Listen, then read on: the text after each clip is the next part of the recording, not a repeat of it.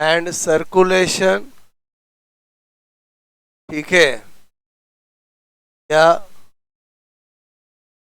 Circulatory system. Okay, हम heart की study कर रहे हैं पॉइंट्स में, और हमने 15 पॉइंट्स में बहुत सारी बातें जानी है। नाउ 16 में क्या लिख रहा हूं मैं, बोलो। मैंने लिखा ब्लड प्रेशर, ठीक है। अब आप 15 मिनट अच्छे से इसके बारे में सुनोगे। ब्लड प्रेशर, रक्त दाब, ठीक है। ओके, सबसे पहली बात, जो ब्लड होता है उसका ब्लड वेसल्स पे जो प्रेशर डाला जाता है उसे ब्लड प्रेशर कहते हैं। यानी pressure clear of blood on wall of blood vessels, ठीक है। ब्लड मैंने कहा वेसल्स, रक्त वाहिनियों, ठीक है, की दीवारों पर, ठीक है, रक्त वाहिनियों की दीवारों पर रक्त द्वारा डाला गया दाब, क्लियर, क्या कहता है, ब्लड प्रेशर कहलाता। फिर कभी एग्जाम में आए कि सबसे पहले ब्लड प्रेशर किसने मेजर किया था, तो स्टीफन हेल्स ने। इसमें किया था, घोड़े के अंदर, हॉर्स में किया, ठीक है। सर्वप्रथम, फर्स्ट ऑफ ऑल, सर्वप्रथम बोलो स्टीफन हेल्स, ठीक है। Stephen Hales, okay, Stephen Hales, ठीक है। स्टीफन हेल्स ने हॉर्स, ठीक है, बोलो, मैंने कहा हॉर्स में ब्लड प्रेशर को मापा, ठीक है। फिर आता है ब्लड प्रेशर को किससे मेजर किया जाता है, तो स्पिग्मोमेनोमीटर, किससे किया जाता है, स्पिग्मोमीटर। स्पिग्मोमीटर से बोलो पल्स नापी जाती है, स्पिग्मोमेनोमीटर से क्या ना जाता है, ब्लड प्रेशर। ब्लड प्रेशर को स्पिग्मोमेनोमीटर, ठीक है, ओके, मैंने कहा स्पिग्मोमेनोमीटर, ओके, से मापा जाता है। आपको पूछा जाए जनरली ब्लड प्रेशर कहाँ से मेजर किया जाता है, it is called brachial art. यार बोलो कहाँ से, ब्रेकियल। ब्लड प्रेशर कहीं से मेजर किया जा सकता है, यहाँ कन्वीनियंट रहता है इसलिए यहाँ से मेजर करते हैं, बाकी ऐसा कोई रीजन नहीं है। क्या किसी का हाथ नहीं होगा तो ब्लड प्रेशर नहीं चेक करेंगे, ब्लड प्रेशर तो कहीं से भी चेक किया जा सकता है, क्लियर। लेकिन यहाँ कन्वीनियंट रहता है इसलिए यहाँ से चेक कहते हैं। ब्लड प्रेशर जनरली, ठीक है, बोलो, मैंने कहा ब्रेकियल, ब्रेकियल आर्टरी, ठीक है, बोलो ब्रेकियल धमनी, ठीक है, से मापा जाता है। उसके बाद पल्स, ठीक है, पल्स मतलब नाड़ी, ठीक है, को मैंने कहा आपको स्पिग्मो, ठीक है, मीटर, के बस एक मेनू नहीं आएगा, बाकी वही है। बोलो स्पिग्मो मीटर, क्लियर। बोलो किससे नापा जाता है, स्पिग्मो मीटर, ठीक है, से मापा जाता है, ठीक है, इसे नापा जाता है स्पिग्मोमीटर। फिर पल्स जनरली कहाँ से नापते हैं, यहाँ से। अब ऐसे करने से थोड़ी होगा, एग्जाम में पूछते कहाँ से, तो रेडियल आर्ट। कौन सी बोलो, रेडियल आर्ट, क्लियर।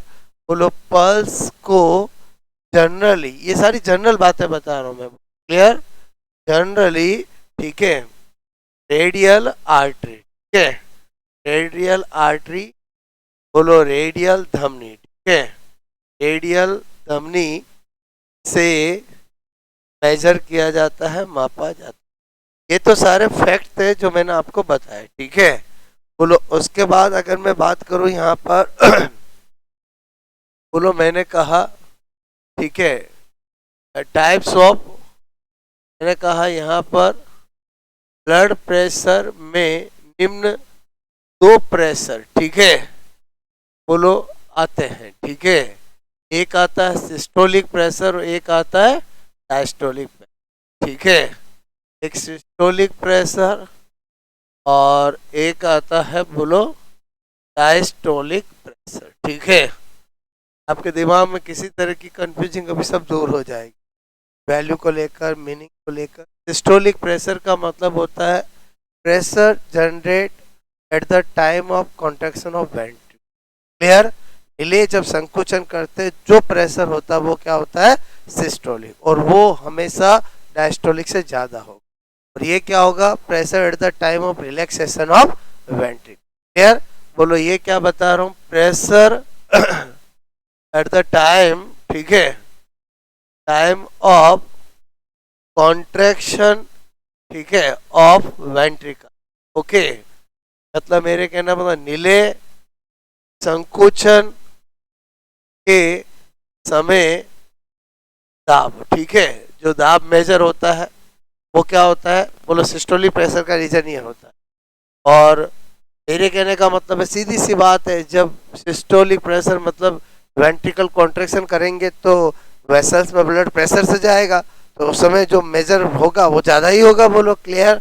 तो मैंने कहा वैल्यू, ठीक है, इसकी वैल्यू होती है 110 to 130 mm of Hg। Clear?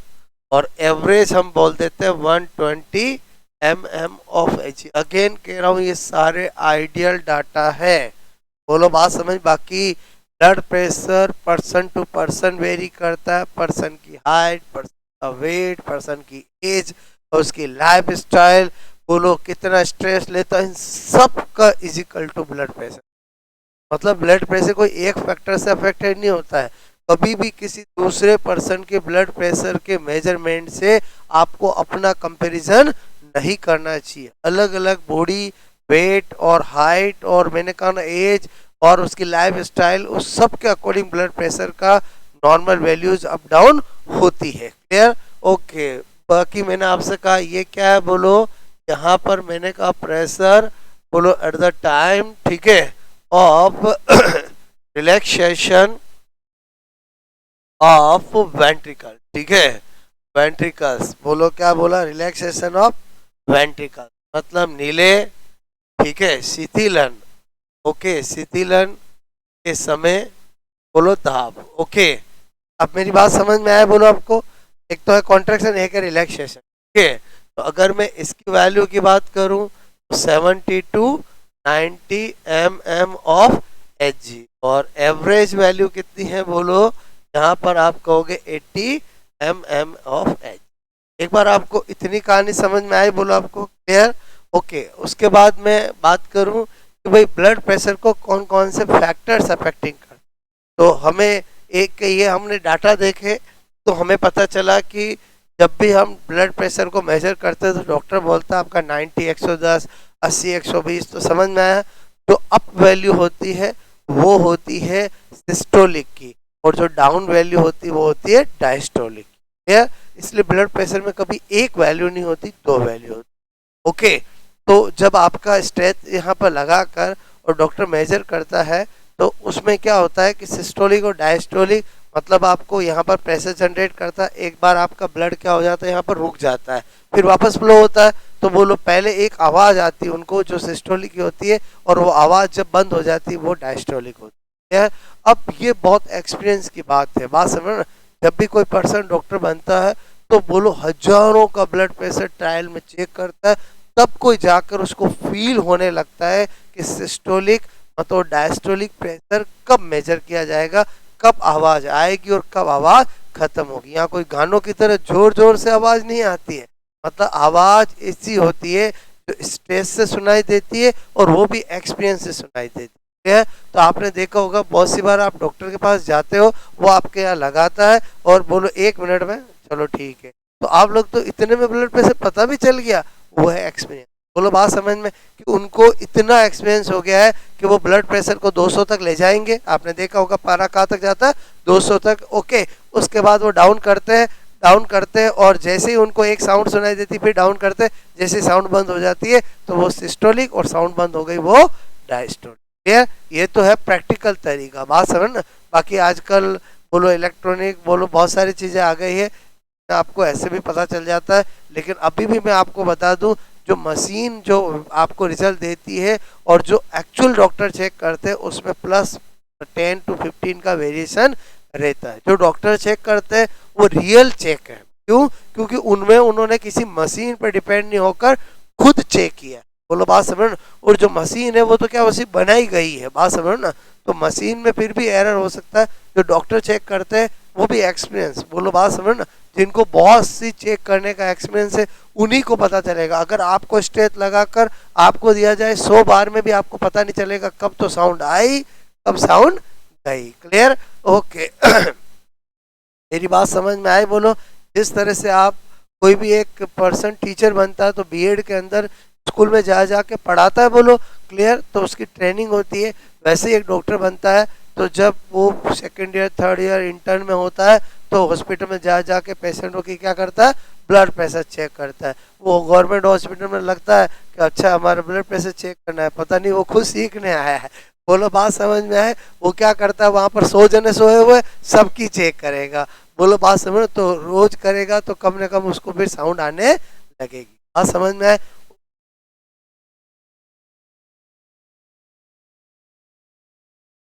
फिर मैंने आपसे कहा डिपेंड करता है पर्सन। यही तो आपको बता रहा हूँ कि पर्सन की एज, पर्सन की हाइट, पर्सन का वेट, पर्सन की स्टेज, वो स्टेज क्या है। बोलो प्रेगनेंसी स्टेज है कि बोलो आफ्टर प्रेगनेंसी स्टेज है कि बिफोर प्रेगनेंसी, मतलब सब चीज देखना पड़ता है। बात समझ ना। कभी भी आप ये तो नॉर्मल वैल्यू, और ये वैल्यू बहुत रेयरली मिलती है, मैं आपको बता दूं। मतलब WHO के डाटा चेंज नहीं हुए हैं। बाकी शुगर लेवल, ब्लड प्रेशर के नॉर्मल डाटा पहले से अब बढ़ चुके हैं, मैं आपको बता दूं, क्योंकि अब लाइफस्टाइल बदल चुकी।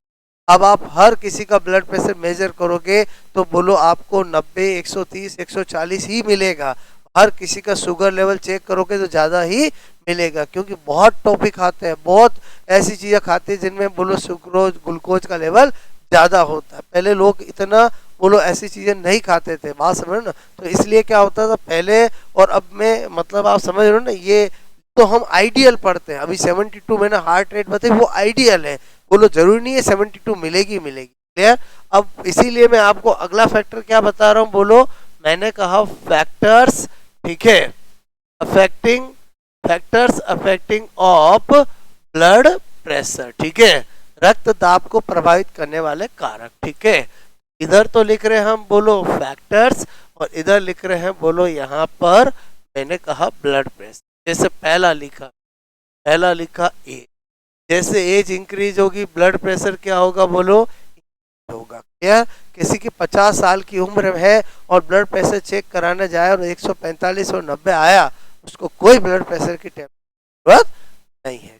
एज के साथ ब्लड प्रेशर क्या होता है, बढ़ता है, नॉर्मल रेंज भी चेंज होती है। हाँ, अगर 50 साल की उम्र है, 45 साल की उम्र है, ब्लड प्रेशर 190 100 आ रहा है, तो उसको ब्लड प्रेशर का ट्रीटमेंट लेने की जरूरत है। मेरी बात समझ में?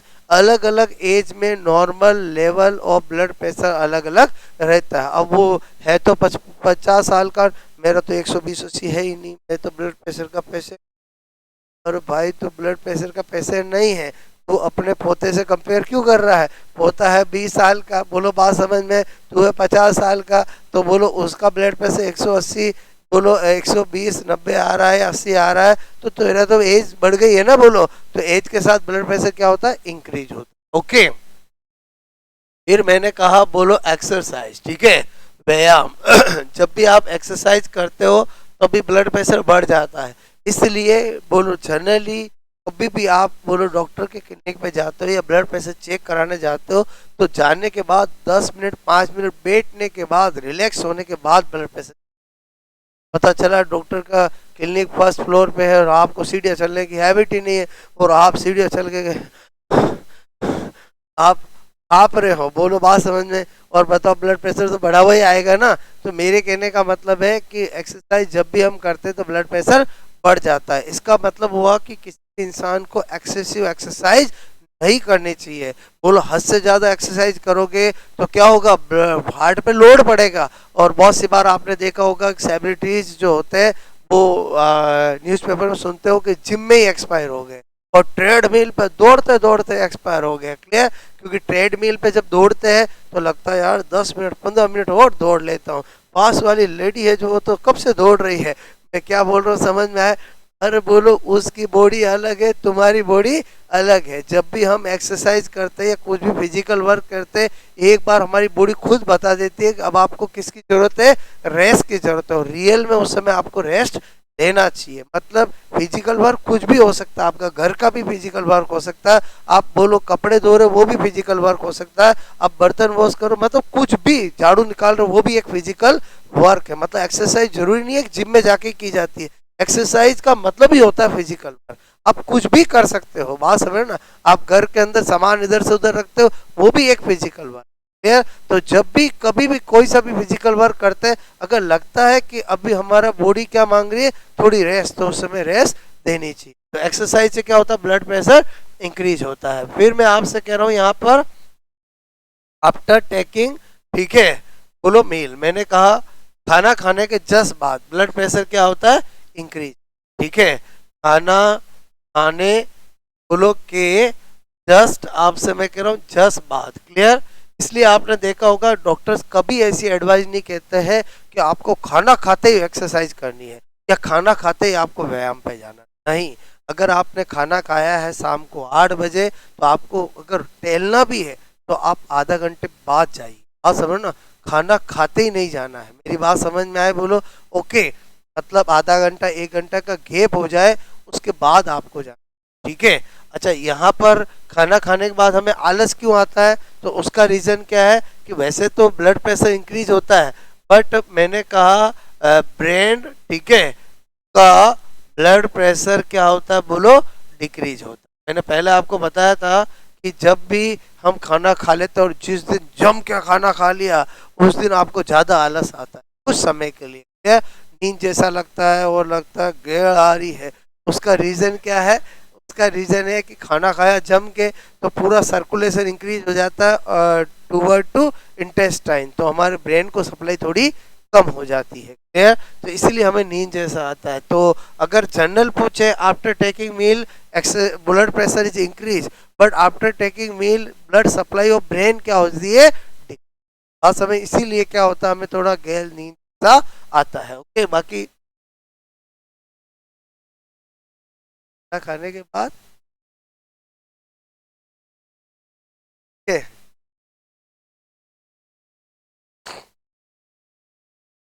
ओके,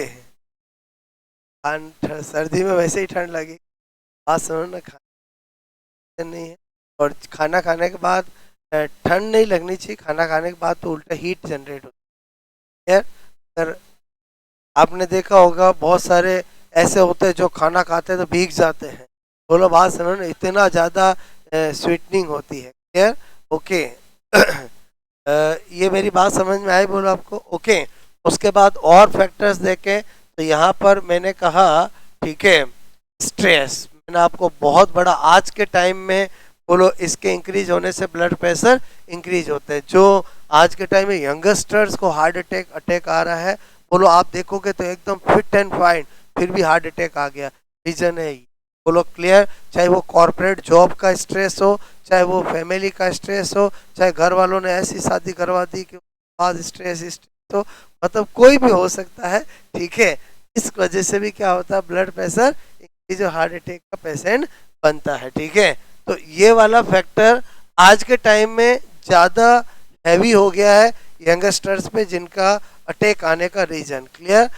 बाहर से दिखता नहीं है। मैंने आपसे कहा ना, किसी भी इंसान के दिमाग में क्या चल रहा है वो बिल्कुल भी बाहर से नहीं दिखता है। और हमारे इंडिया के अंदर सबसे ज़्यादा लोग फिजिकल प्रॉब्लम पे ध्यान देते हैं, मेंटल प्रॉब्लम पे कोई ध्यान नहीं देते। बात समझ ना? और mental problem more dangerous as compare to physical danger, physical illness. और जो आउट ऑफ मतलब फॉरेन कंट्रीज के अंदर ज़्यादा ध्यान मेंटल इलनेस में दिया जाता है, क्योंकि वहाँ हाइजीन इतना है कि इन्फेक्शियस डिजीज तो होती ही नहीं है। क्लियर? तो फिजिकल प्रॉब्लम से ज़्यादा मोर डेंजरस कौन सी होती है, मेंटल। आज आप न्यूज़पेपर में सुनते हो लोग इतनी सुसाइड करते हैं, रोज अगर न्यूज़पेपर आप पढ़ते हो तो आपको रोज बहुत सारी घटनाएं मिल जाएगी जिसमें बोलो ये एजुकेशन में तो हो ही रहा है। क्लियर? यूं भी आप देखोगे इन जनरल लाइफ के अंदर भी कोई कर्जे की वजह से, कोई बीबी से परेशान होने की वजह से, कोई पति से, मतलब आपसे कह रहा हूँ वट एवर कुछ भी एग्जाम्पल हो सकता है, तो वो उनमें क्या होता है स्ट्रेस लेवल इतना हावी हो जाता है। ओके, तो आई थिंक मेरी बात समझ में है। और अगर हम फैक्टर देखें, मैंने कहा लिंग, सेक्स, इसमें भी अगर देखें तो जो मेल होता है वो लोग का ब्लड प्रेशर जो होता है वो फीमेल से क्या होता है बोलो, ज़्यादा होता है। क्लियर? तो उसका रीज़न क्या है? तो रीज़न ये है कि इन मेल, क्लियर, मेल में क्या होता है, कौन सा हार्मोन होता है, टेस्टोस्टेरोन हार्मोन। क्लियर? और ये हार्मोन क्या कहता है, ब्लड, ठीक है, बोलो कोलेस्ट्रॉल, ठीक है, बोलो मैंने कहा कोलेस्ट्रॉल लेवल को क्या करता, इंक्रीज, जिससे क्या होता है कि ब्लड प्रेशर क्या होता है, मतलब इलास्टिसिटी ऑफ ब्लड वेसल्स क्या हो जाती है, डिक्रीज। क्लियर?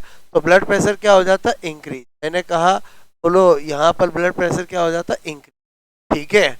और बोलो इन फीमेल, ठीक है, इन फीमेल, फीमेल में क्या होता है, जब तक मीनोपॉज नहीं आता है 50 साल तक, बोलो क्या होता है, मैंने कहा कौन सा हार्मोन बनता है, एस्ट्रोजन हार्मोन। क्लियर?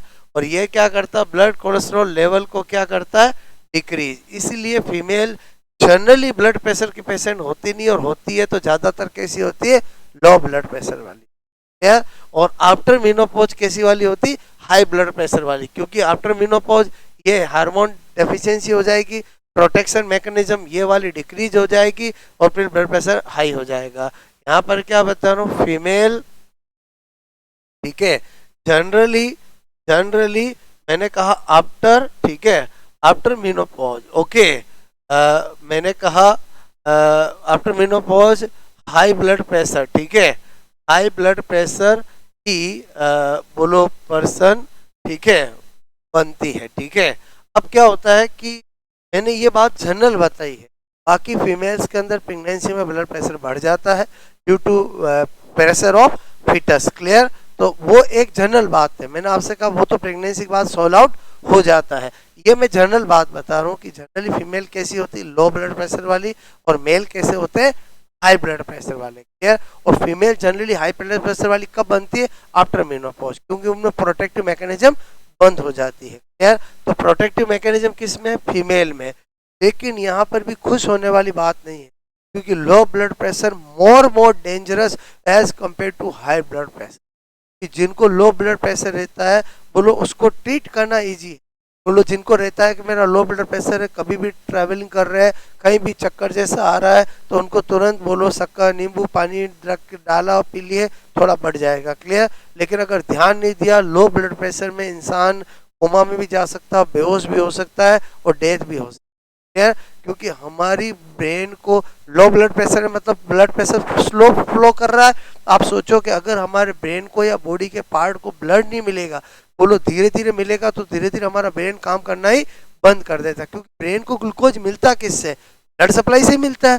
ब्रेन को ऑक्सीजन मिलती किससे, ब्लड सप्लाई से मिलती है। ये तो हम जानते हैं ना कि transport of O2 by haemoglobin via blood. बात समझ रहे हो ना मैं क्या बोल रहा हूँ, transport of glucose via blood in our बोलो टोटल बॉडी। तो इसका मतलब हुआ कि हमारा ब्रेन है, हमारे बॉडी पार्ट है, उनको ऑक्सीजन हर एक सेल को चाहिए। पूरी बॉडी बनी किससे, सेल से, ग्लूकोज चाहिए। तो अगर लो ब्लड प्रेशर वाले में क्या होगा, चक्कर क्यों आती है, चक्कर इसी वजह से आती है।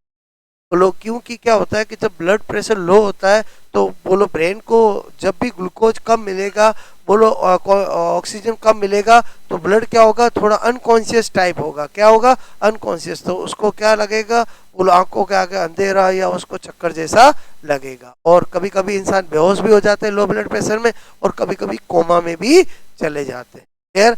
तो मेरी बात समझ में आई, बोलो ओके।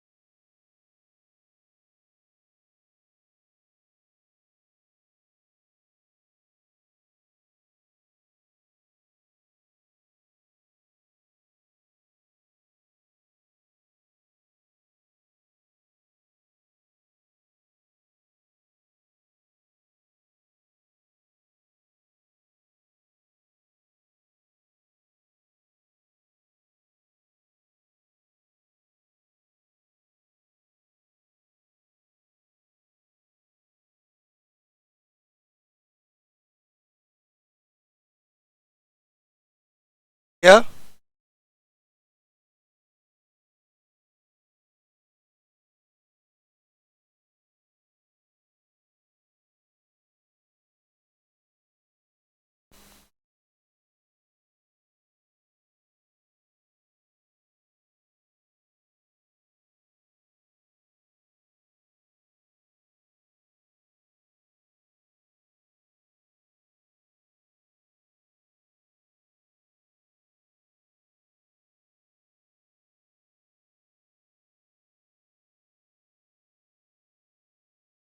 हो गया?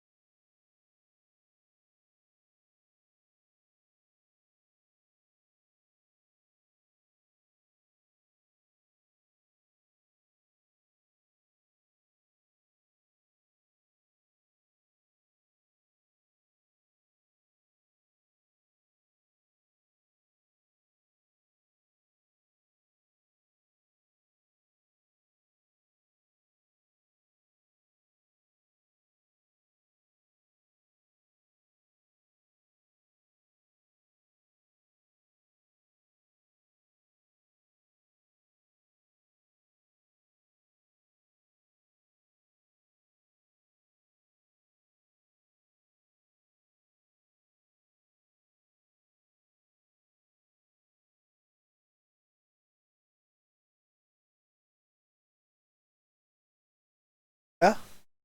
Circulatory system.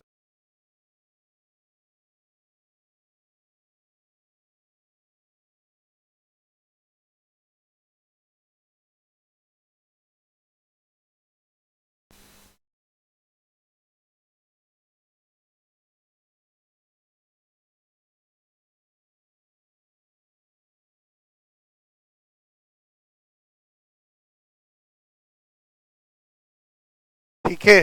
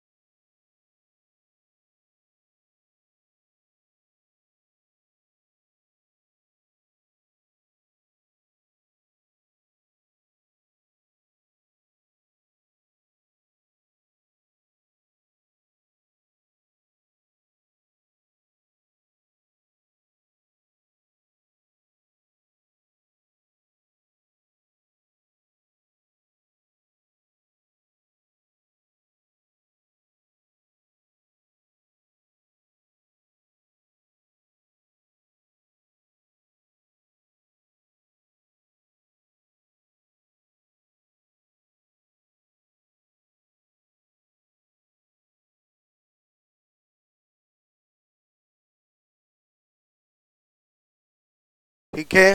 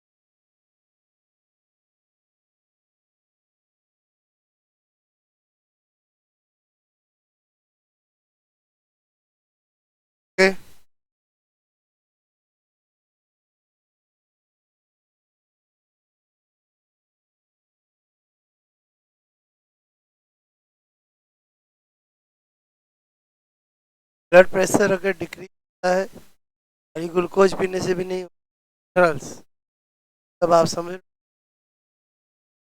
के बोलो। हाँ ठीक है, मतलब मिनरल्स मेन चीज है।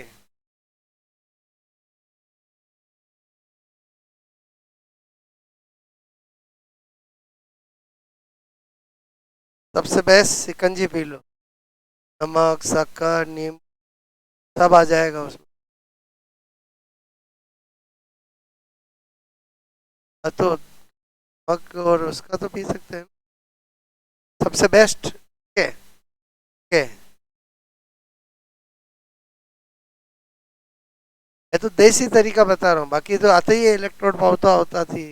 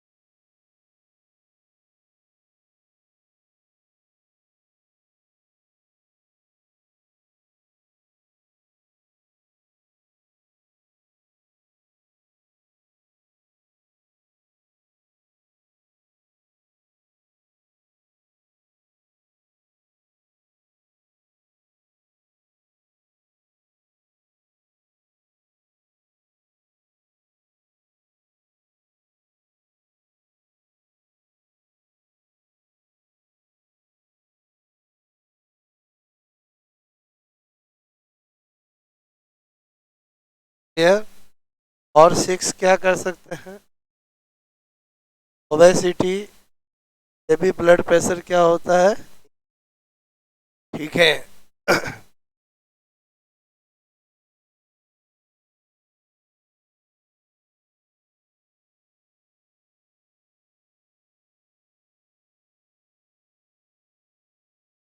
ओके,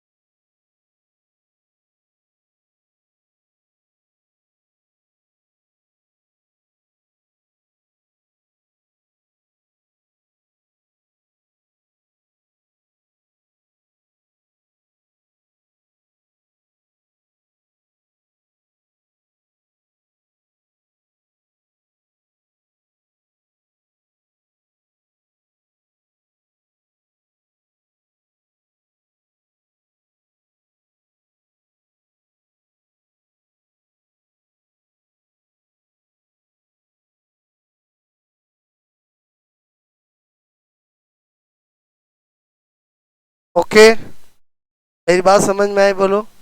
अब जैसे हमने ये पॉइंट नंबर क्या देखा था बोलो, 16, ठीक है। इसी से रिलेटेड मैं पॉइंट नंबर 17 बता रहा हूँ आपको, ठीक है। और वो भी बहुत सी बार एग्जाम में पूछ लेते हैं, और वो है formula clear of pulse pressure, ठीक है। क्या लिखा मैंने बोलो, फॉर्मूला ऑफ पल्स प्रेशर, मतलब नाड़ी दाब का सूत्र, ठीक है।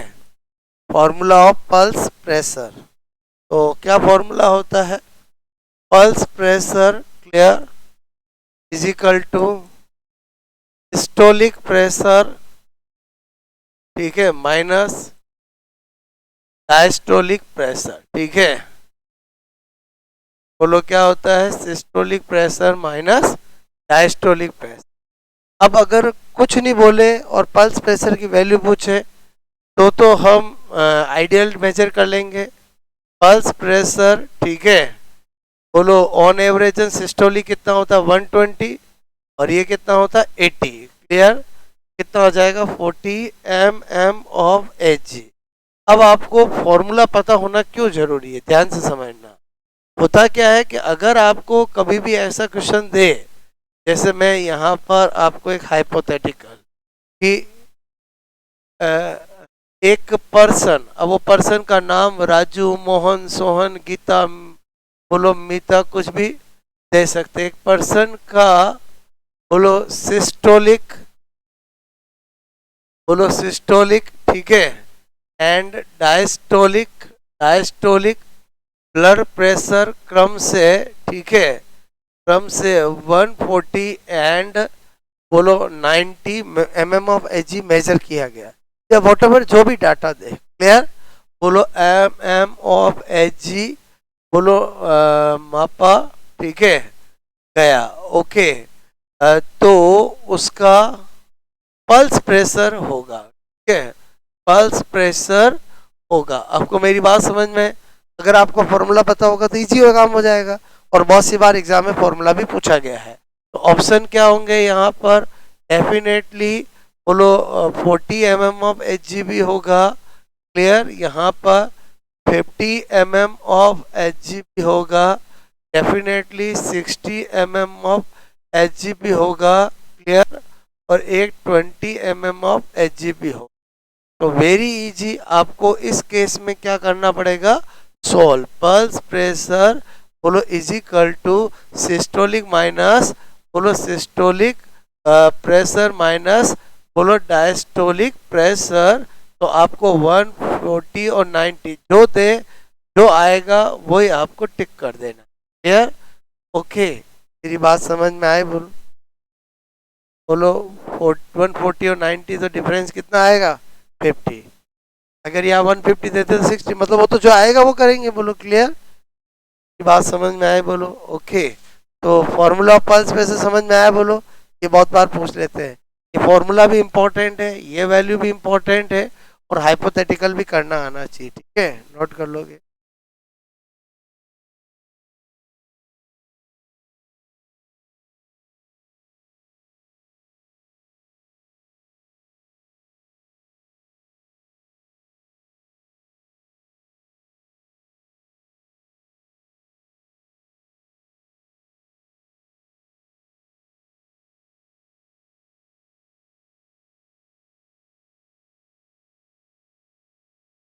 हाँ की हाँ? तो की दबी हुई है, तो उसका क्या इफेक्ट हो सकता है, बोलो पैरालिसिस हो सकता है, प्लस उस हाथ में गैंग्रेन हो सकता है। हाथ के अंदर कई, बोलो गैंग्रेन का मतलब समझ, तो ब्लड सप्लाई नहीं होगी तो हीलिंग ही नहीं होगी, बोलो क्लियर।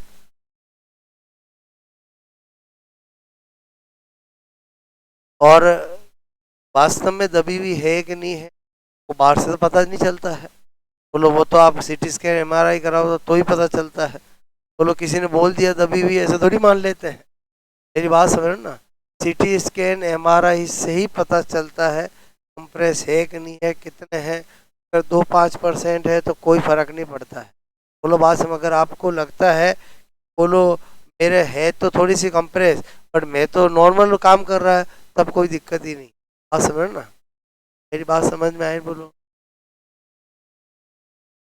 सर्जरी तो है ही है, अगर कंप्रेस ज़्यादा है और प्रॉब्लम हो रही है कि हाथ बार बार सुन हो जाता है, पता कैसे चलेगा कि एक पर्सन को कि भाई मुझे चेक कराना चाहिए। अगर किसी का हाथ बार बार सुन हो जाता हो, बोलो एक तो होता है कि पैर को हम कहीं एक जगह रखने से सुन होना, एक होता है कि हम तो मस्ती से एकदम ही सुन हो गया, बोलो बात समझ। तो इसका मतलब हुआ उनको चेक कर, बार बार सुन हो रहा मतलब समझ गए कि सप्लाई कभी कम हो रही है, क्लियर। हाँ, वो तो नॉर्मल है, वो तो नॉर्मल, वो नॉर्मल है, क्लियर। कि आपने क्या कर दिया, पैर को एक से एक पोजीशन रख लिया, तो क्या हो गया कि आपका एकदम सप्लाई कम हो गई और फिर एकदम पेन खोलते हो तो वो तो सप्लाई बढ़ती है, तो एक बार पैर जो है आपको सुन सुन मतलब टच भी नहीं कर पाते हो, ऐसा होता है, वो नॉर्मल है। ठीक है, हाँ तो वो नॉर्मल है। मैं आपसे कह रहा हूँ कि ऐसे अपने आप ही सुन हो रहा है तो may be something is wrong. Clear? तो फिर चेक कराना। ओके ओके, तो ये बात समझ में आई? बोलो।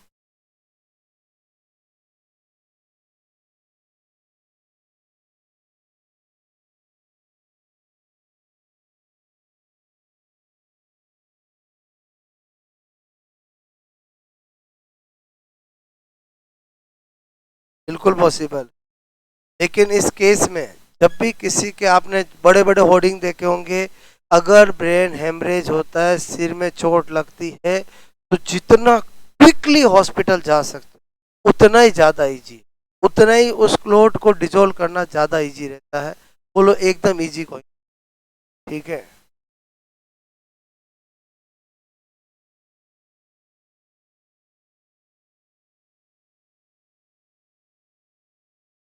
अब आपको मैं बता दूं कि ब्लड क्लॉट कैसे होता है। एक्सीडेंट से तो होता ही है, बाकी आपको पता होना चाहिए हमारे ब्रेन के अंदर बहुत सारी छोटी माइन्यूट ब्लड सप्लाई वाली उसमें हिमोरेज हो जाता है। हिमोरेज मतलब जब इंसान, बहुत सारे इंसान बहुत ज़्यादा स्ट्रेस लेते हैं तब भी क्या हो जाता है, अंदर क्या हो जाती है, बोलो बोलो, ब्लड कैपिलरीज ब्लास्ट हो जाती है, तो वहाँ पर हिमोरेज हो जाता है। ये आपने देखा होगा कि ज़्यादा ब्लड प्रेशर वाले लोगों को टेंशन नहीं देनी चाहिए, क्योंकि वो टेंशन ज़्यादा लेंगे, ज़्यादा सोचेंगे, ब्लड प्रेशर बढ़ेगा और यहाँ पर ब्रेन में हिमोरेज भी हो सकता है। हिमोरेज मतलब समझे समझे बोलो, अगर आप सोचो कि एकदम पतली पतली वॉल है और उसमें सप्लाई ज़्यादा जाएगी तो वॉल तो फट भी सकती है ना, और जहाँ फटेगी वहाँ पर क्लोट बन जाएगा। बोलो बात समझ ना? हिमोरेज समझ में आया? बोलो। एक्सीडेंट से तो होता है, वो तो है ही है, बिना एक्सीडेंट के भी ब्रेन हिमोरेज, ब्लड में क्लॉट वगैरह बन सकते हैं। इसलिए कहते हैं कि जितना हो सके रिलैक्स रहना चाहिए, मस्त रहना। जो योगा या मेडिटेशन का रोल है वो इसीलिए बहुत ज़्यादा है, क्योंकि उस समय क्या होता है, हम थोड़ा बहुत रिलैक्स होते हैं, तो उसका भी फर्क पड़ता है। बात समझ ना? ओके, तो बाकी ट्रीटमेंट होता है, वो डेफिनेटली होता है, बट ये थोड़ी अच्छी सर्जरीज में से होती है, कोई ऐसे हर किसी के बस की बात नहीं है। जो एक्सपर्ट्स होते हैं ब्रेन सर्जरीज के, वो क्लॉट को डिजोल्व कर सकते हैं। डिपेंड करता साइज क्या है, डिपेंड करता पोजीशन क्या है। बोलो बात समझो, और मल्टीपल है एक सिंगल है, मतलब बहुत सारी चीजें मायने रखती है। मैंने आपसे कहा ना कि हम तो खाली इतना समझते हैं, जब डॉक्टर एमआरआई करा के देखते हैं तो बहुत सारी चीजें देखते हैं कि मल्टीपल क्लॉट है कि सिंगल क्लॉट है, क्लॉट की साइज क्या है, क्या उसको हटाने से दूसरी चीज प्रॉब्लम हो सकती नहीं हो सकती, बहुत सारे रीजन देख करके फिर सर्जरी को प्लान किया। बात समझो ना? और उसकी सक्सेस रेट भी पहले आपको बता दी जाती है। बोलो बात समझ की वास्तव में कितने, कभी तो होता है कॉन्फिडेंटल होता है, कभी 100% सक्सेस होगा, कभी बोलते हैं 50-50, कभी बोलते हैं 90-10, मतलब हर सर्जरी में आपको जो कॉम्प्लिकेटेड सर्जरी होती है, नॉर्मल नहीं, अपेंडिक्स हुआ, अपेंडिक्स में क्या है, डॉक्टर को एकदम मस्त से गाने सुनते ही कर देंगे। बोलो क्लियर? निकालना ही तो है, लाइगेट करना है। गाल ब्लडर स्टोन हुआ है, क्या गाल ब्लडर को निकालना है, ये बिल्कुल जनरल सर्जरी होती है। क्लियर? बोलो किडनी स्टोन है, क्या है, कोई दिक्कत नहीं है। मैं बात करूं जो इसमें वास्तव में कॉम्प्लिकेशन हो सकता है, उनमें पहले से ही डॉक्टर आपको बता देते हैं कि इसकी सक्सेस का कितना परसेंट है। क्लियर? ओके, ये मेरी बात समझ में आए? ये पॉइंट देखा अपना अपन ने 17, नंबर 18। ठीक है, मैंने कहा यहाँ पर control of heartbeat. Clear? बोलो कंट्रोल ऑफ हार्ट बीट। हृदय दर का नियंत्रण दो तरीके से होता है, एक नर्वस कंट्रोल और एक हार्मोनल कंट्रोल। कितने? बोलो आपसे मेरे को दो तरीके से, एक होता है नर्वस कंट्रोल। क्लियर?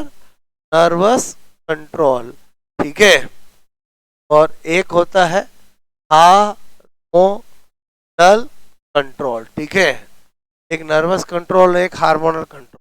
अगर हम पहली बात करें नर्वस कंट्रोल की, कभी भी आपको पूछा जाए कि कौन कंट्रोल करता है ब्लड सर्कुलेशन, ब्लड प्रेशर को, तो हाइपोथैलेमस, सॉरी, आपका हिंड ब्रेन का मेडुला ऑब्लंगेट। क्लियर? तो मैंने कहा बोलो कंट्रोल, ठीक है, कंट्रोल ऑफ ब्लड प्रेशर या सर्कुलेशन, ठीक है, सर्कुलेशन बाय, मैंने कहा मेडुला, मेडुला ऑब्लंगेटा, ठीक है।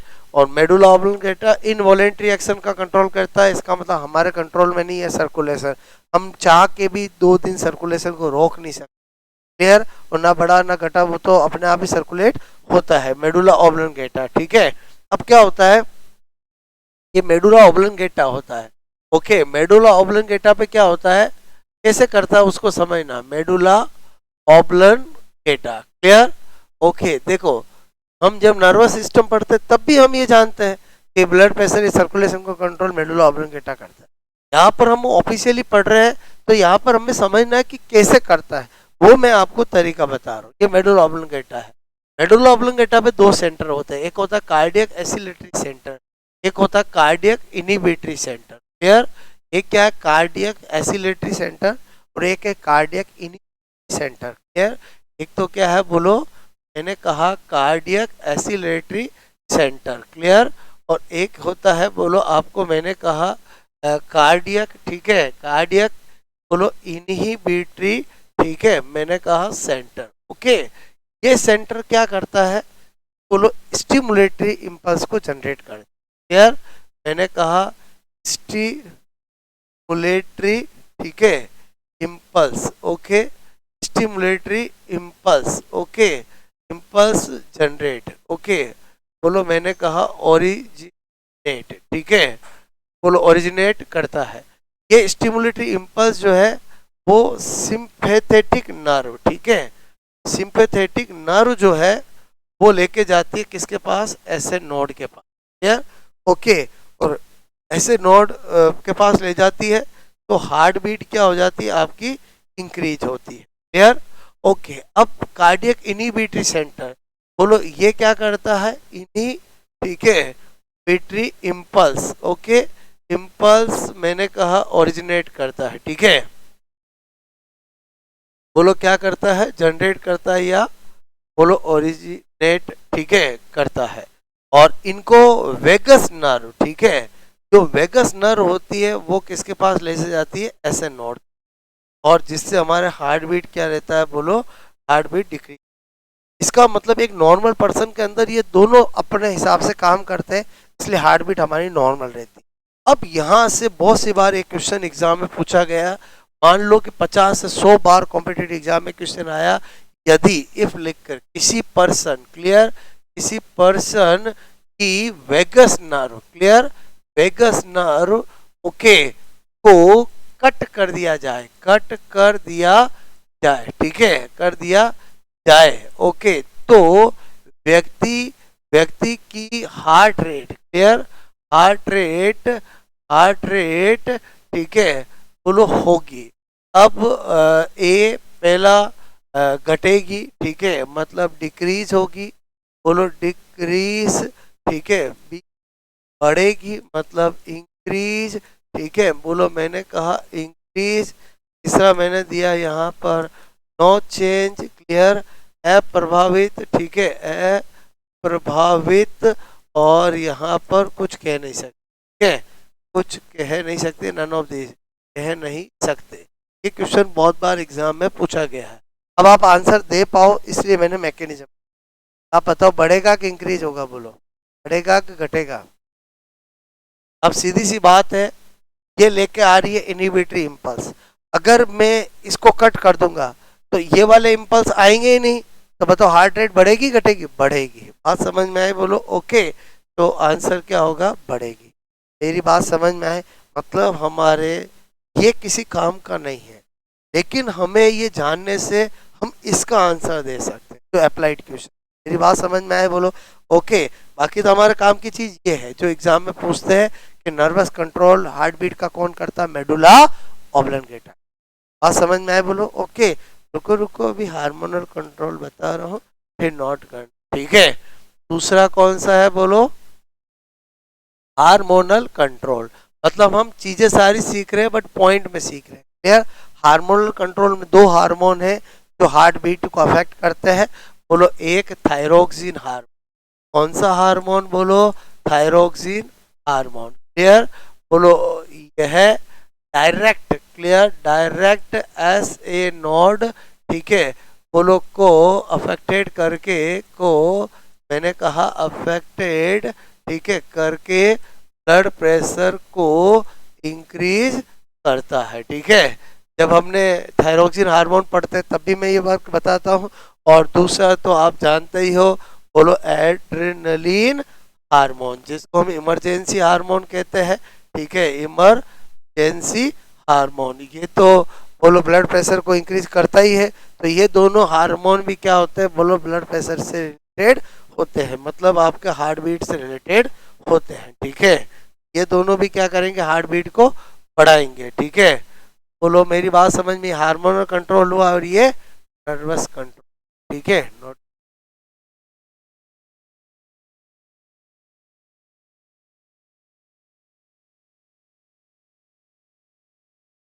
ये तो कर लिया था नोट, बोलो।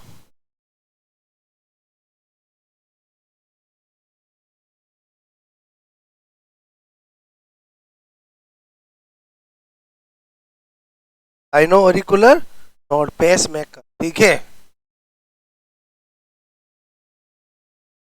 ठीक है, तो पेस मेकर में प्रॉब्लम आ जाती है, पेस मेकर सप्ली बोलो रिप्लेस करना पड़ता है, ठीक है। हार्ट मतलब बहुत सारी प्रॉब्लम्स होती है, ठीक है।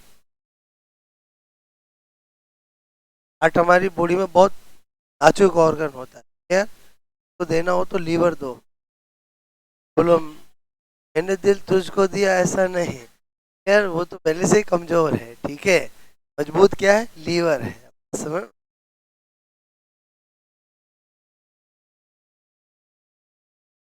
हो गया, बोलो ये।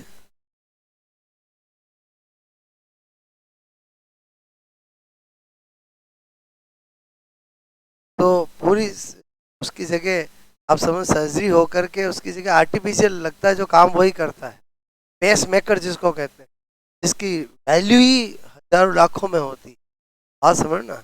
संट, संट भी समझते हो, बोलो संट लगते हैं किसी के, क्लोट कम परसेंट है, ठीक है।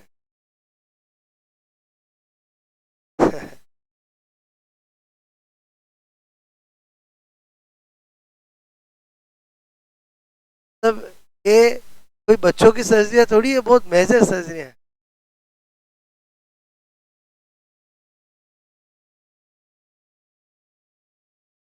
कार्डियक एक्सीलरेटरी सेंटर, एक्सीलरेटरी वर्ड नहीं समझते वो? मैंने शॉर्ट में लिखा, समझ गए, वो से लिखते हैं, सी ऊपर आर कर देते, ठीक है।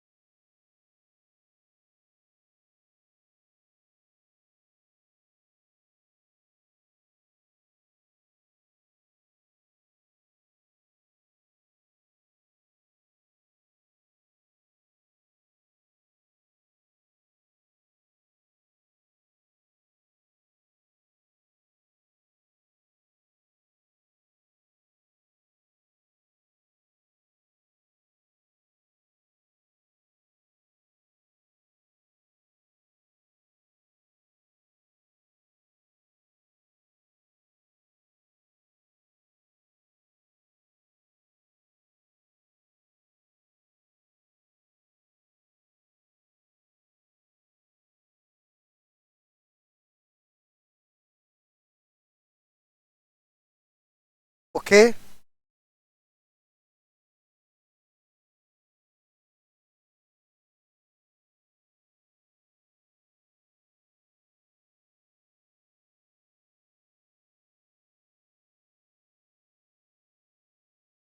क्या ये नोट बोलो?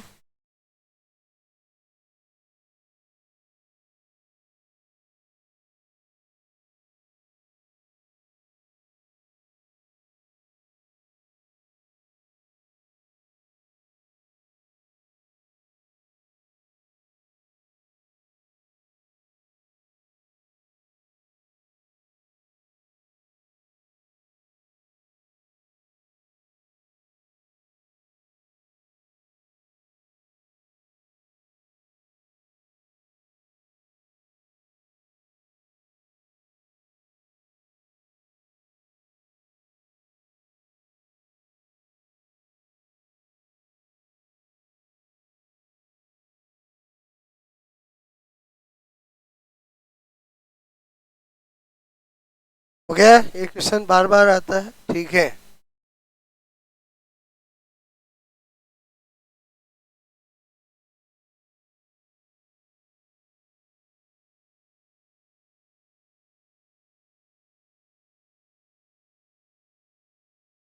No change.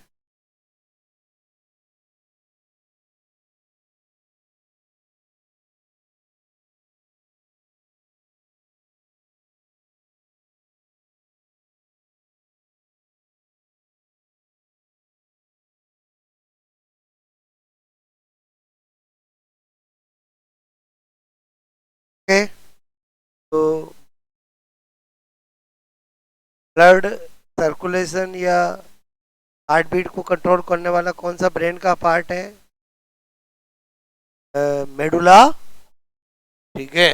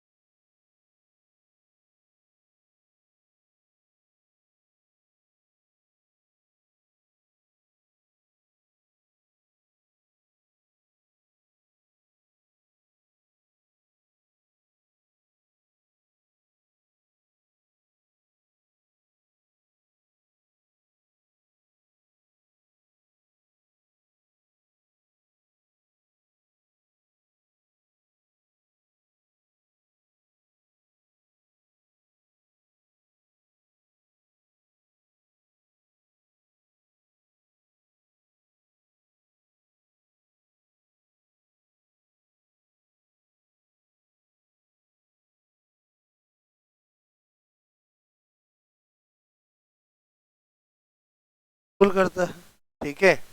ये तो ऑल ओवर हार्ट पे इफेक्ट करता है ना, इमरजेंसी हार्मोन है। इमरजेंसी में हमारी बॉडी के अंदर हमारी हर चीज, रेस्पिरेटरी रेट बढ़ जाती है, हार्ट रेट बढ़ जाती है, ऐसे डायरेक्ट ऐसे नोट पे डालने वाला तो थायरोक्सिन हार्मोन, और ये तो इमरजेंसी हार्मोन है।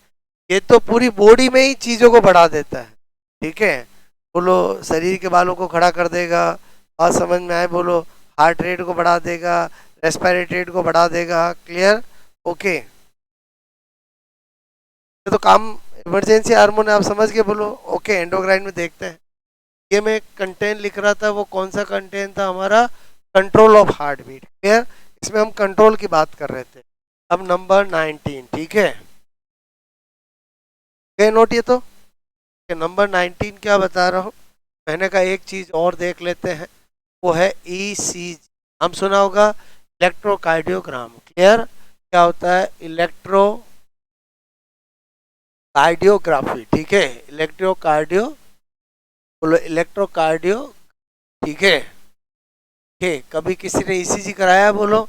जब आप बोलो करवाते हो तो आपके शरीर पे 3 लीड लगाई जाती है और एक मशीन पर आपकी रिपोर्ट आती है, क्लियर।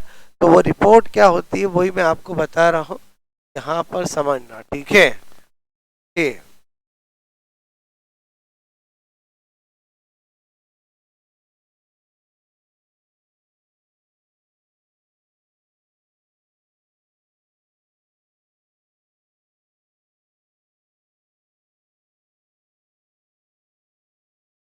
ठीक है, इस तरह की आती है। ये होती है P wave, Q R S और ये T, P Q R S और ये टी, ये बोलो पी, ठीक है, ये पी क्यू आर एस और टी, क्लियर। अब आपने देखा होगा, आप तो बोलो आधा 1 घंटा लगाते हो इसी करने जाते हो, डॉक्टर को दिखाते हो, डॉक्टर देखा और रख दे, आपको लगता है केवल एक ऐसे देख के रख दिया, बात समझ में, वो डॉक्टर उसको ज्यादा कब महत्व देगा जब उसमें कुछ नॉर्मल से अलग दिखाई दे। बोलो बात समझ, उसका एक्सपीरियंस है, वो ईसीजी को देखते ही पता चल जाता है नॉर्मल है कि एबनॉर्मल। अगर उसको इसमें कुछ एबनॉर्मल लगता है, पी वेव बढ़ी हुई है या टी वेव में डिप्रेशन है या कुछ, तो वो उसको वापस ध्यान देता। बात समझ में, नॉर्मल पैटर्न होगा तो वो केवल 5 सेकंड भी नहीं लगाएगा उस देखने में। और बोलो समझे समझे, बोलो क्लियर। और ज्यादातर नॉर्मल ईसीजी आती है, इसलिए बोलो डॉक्टर देखते पता चल जाता है और रख देता है, क्लियर।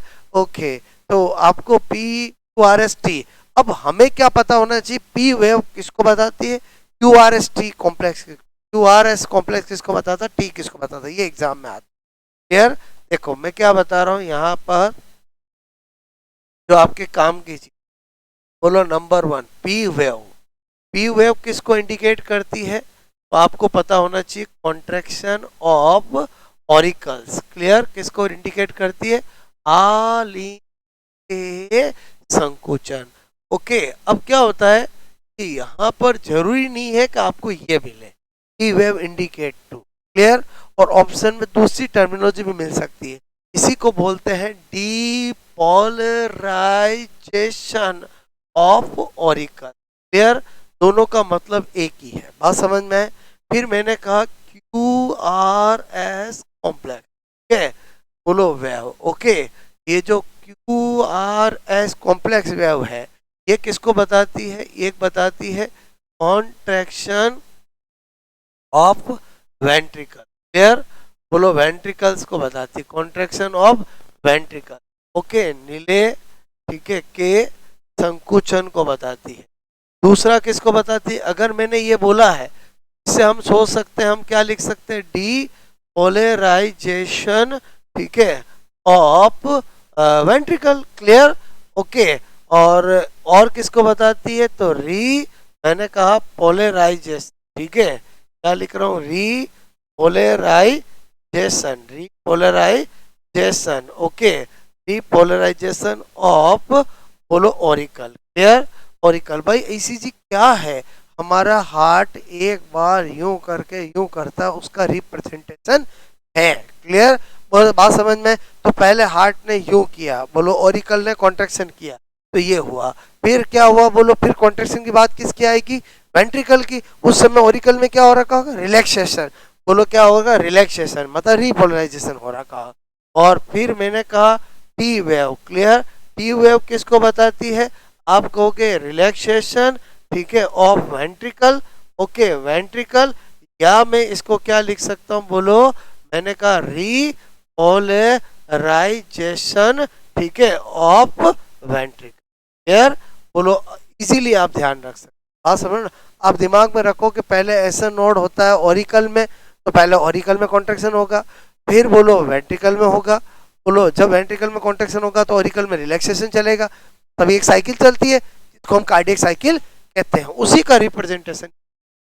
अब आपको इस फॉर्म में पूछे, हाँ बस कभी भी एग्जाम में हिंदी में दुर्वण विदुर्वण ऐसे याद मत रखना, गलत हो जाए, क्या बोल रहा हूँ समझ में, बेटर है डिपोलराइजेशन रिपोलराइजेशन वर्ड, क्लियर। तो 19 पॉइंट भी समझ में आया बोलो आपको, ठीक है।